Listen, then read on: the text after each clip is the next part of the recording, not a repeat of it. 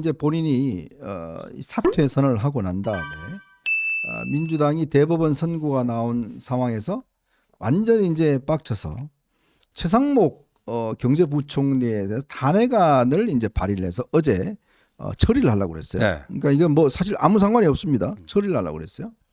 그랬더니 이제 최상목 대행이 이거 내가 탄핵 소추가 되면 어차피 업무 정지가 돼서 뭐 아무것도 못 한다. 그러면 내가 지금 사퇴를 하겠다. 그래서 한덕수 그때까지는 대행이었죠. 대행에게 사표를 내고 수리가 됐습니다. 그게 시간이 10시 한 45분인가 정도 됐어요.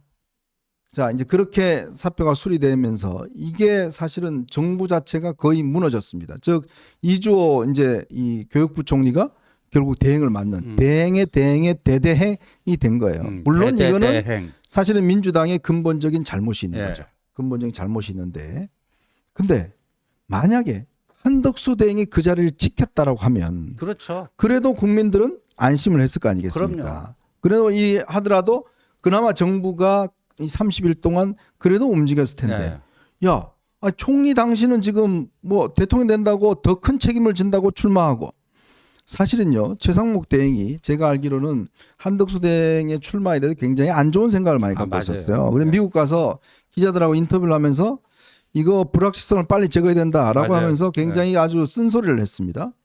그러니까 그렇게 해서 이제 보는 상황에서 대행은 자기 출마한다고 나가버리고, 아니 자기가 분명히 국민들 앞에 제가 끝까지 지키겠습니다 했는데 아무런 설명도 없이 그냥 출마한다고 나가버리고, 그럼 내가 뭐하러 이걸 하느냐? 사퇴해버리고. 지금 그래서 지금 국무회의 자체가 지금 성립 자체가 굉장히 애매한 상황이 돼버렸어요. 자, 이런 상황에 오늘 출마 선언을 했는데 제가 내용을 쭉 들어보니까 그냥 구름 잡는 이야기입니다. 뭐 아주 좋은 이야기만 해요. 내가 뭐 바로 하자마자 개헌하고 뭐하고 이야기를 하는데 무슨 힘으로 하겠냐고요. 무슨 힘이 있어서, 정치를 한 번도 안 해보신 분이 무슨 힘이 있어서 그걸 하시겠냐고요. 더군다나 오늘 그 출마의 아주 중요한 장면, 아까 저희들이 이제 넥타이 보여드렸잖아요. 감독님 그 넥타이 한번 다시 보여주실까요? 자, 이게 상징하는 상징 효과가 있습니다. 그렇죠. 즉 내가 뭐를 지향할 것인가에 대한 상징 효과가 있고, 또 오늘 출마 회견장을 성일종 의원이 잡아줬습니다. 그리고 출마장에 들어가는 거를 친윤들이 뒤에서 병풍을 서면서 갔습니다. 자, 추경호, 성일종, 이정현, 이상규 딱 친윤들의 뒤에 딱 호의를 받으면서 앞에서 갔습니다. 이게 누구처럼 보이시나요? 바로 이게 한덕수 대행만 빼면 그냥 이거 친윤이잖아요. 이 그림이잖아요. 첫 장면이 이 장면이에요. 아니 근데 저 이제 오른쪽에 오랜만에 뭐 사진 보는데 추경호 의원 계엄 당시에 원내대표인데 그 한동훈 당시 대표의 간곡한 호소에도 불구하고 의원들이 국회로 와야 되는데 당사도 그쪽으로 몰고 갔잖아요. 네. 예. 그러면 추경호가 옆에 있는데 저 한덕수, 안 그래도 추경호가 없더라도 한덕수에 대해서는 민주당이 짜놓은 프레임에 딱 갖다가 딱 그 틀에 자기 머리를 딱 대주는 거예요 지금. 네. 근데 옆에 추경호까지 있어봐요. 어떻게 되겠냐고요. 예? 자, 홍 원장은 저 사진 보면서 어떤 걸 느끼십니까? 별로 저 사진 보고 싶은 생각이 안 드는데. 그러니까 이게 지금 사실 국민의힘이라고 하는 플랫폼 보수 정당이 전통을 갖고 내려왔잖아요. 네네. 수십 년 동안. 그 플랫폼은 함부로 버릴 수 있는 게 아닙니다. 네. 이 플랫폼이라고 하는 거는 뭐 여러분들도 플랫폼이 어떤 의미인지는 잘 아시겠지만, 예를 들어서 이 어떤 대중적인 기반을 가지는 플랫폼이라고 하는 게 온라인상도 마찬가지고 이런 어떤 정당도 마찬가지고 그 플랫폼이라고 하는 그 자산은 한 번에 이루어지지도 않고 그거는 하루아침에 버릴 수 있는 것도 아닙니다. 근데 이거가 지금 너무 급박하게 무슨 계산해서 이제 그게 나오는지 모르겠지만 좀 문제가 좀 심각하지 않나. 그리고 아직 입당도 하지 않은 분인데 이 현역 의원들이 저렇게 가 계신다는 거는 사실 어떤 당규상에도 우리가 한번 따져봐야 될 문제가 아닌가, 뭐 그런 생각이 들어요. 근데 사실은 등장이 중요합니다. 어떤 모습으로 등장할 거니가 중요한데, 제가 한덕수 대행에 참모라면 저런 사람들 다 내칠 거예요. 그러니까 왜냐하면 첫 등장에 보면 이거 누구지? 라고 이 생각할 거 아니에요. 이거 윤통 아니야? 라고 생각할 겁니다. 그 이미지가 연상이 되잖아요. 예. 제가 그래서 최근에 이게 여의도에 돌아다니는 이제 소문을 들어보니 이게 이제 윤석열 전 대통령이 사실은 이제 이 한덕수 대행의 출마에 꽤 영향을 많이 미쳤다. 아. 출마를 좀 해라. 아, 그래요? 처음에는 이제 김문수 후보를 이제 예. 출마를 했다는 거예요. 종용을 했는데. 근데 아마 윤 전 대통령이 김문수 후보하고 뭐 이렇게 대화를 하는 상황에서 김문수 후보가 아니 사실은 저는 탄핵은 제가 반대합니다만은 계엄은 왜 하셨습니까? 계엄은 저는 안 됩니다. 반대합니다. 이렇게 이야기를 했더니 오. 윤통이 화를 내면서 이제 뭐 서로 서먹하게 김문수 아웃. 헤어졌다는 거예요. 그 뒤로 조금 이 친윤들이 김문수 후보에 대한 지원이 약해졌다는 겁니다. 자, 그러면서 이 한덕수 대행의 출마를 계속적으로 이제 종용을 한 거예요. 그랬더니 한덕수 대행이 좀 머뭇거렸다는 거예요. 네. 근데 내가 저 친윤들 다 동원해서 다 백업해 줄 테니까 걱정하지 말고 출마해. 라고 이제 이야기를 했다는 거예요.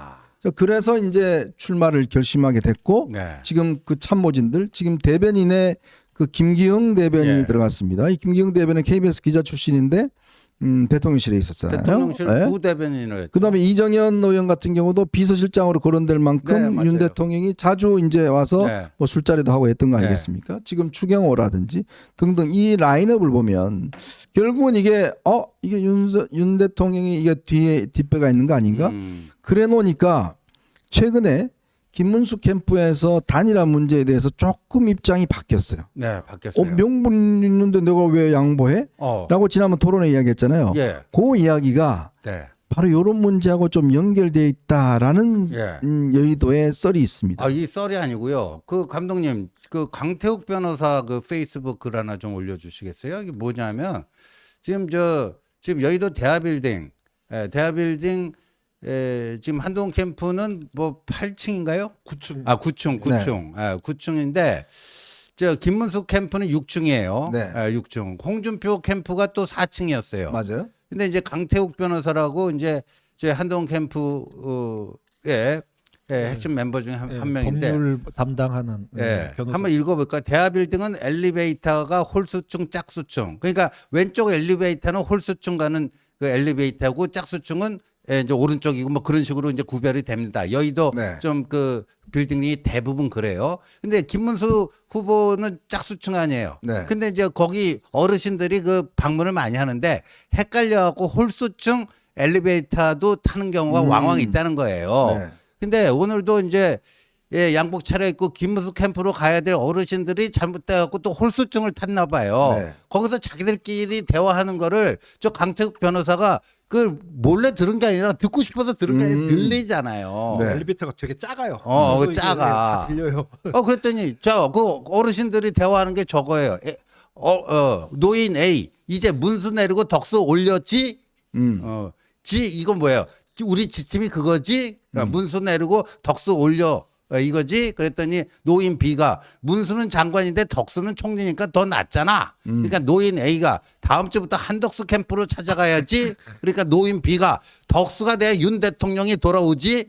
또 이렇게 하니까 또 노인 A가 한동훈 그 배신자는 한덕수랑 절대 안 합치지. 뭐 이런다는 거예요. 결국 그 지침이 내려온 거 아니에요. 네. 지침이 문수 내리고 덕수 올려. 문수 내리고 덕수 올려. 네. 자, 그러니까 이제 여의도에서 다니는 소문이 뭐냐면 처음에는 우리가 김덕수라고 그랬잖아요. 네, 김덕수. 그러니까 이제 김문수 후보가 이제 그 양보를 하고 이제 한덕수 대행이 온다라는데 그게 아니야. 김덕수는 아니고 윤덕수야. 윤덕수예요, 윤덕수. 그 배경에 윤석열 대통령이 있어. 네. 윤덕수야. 라는 이제 요즘 소문이 돌아다니는 네. 거예요.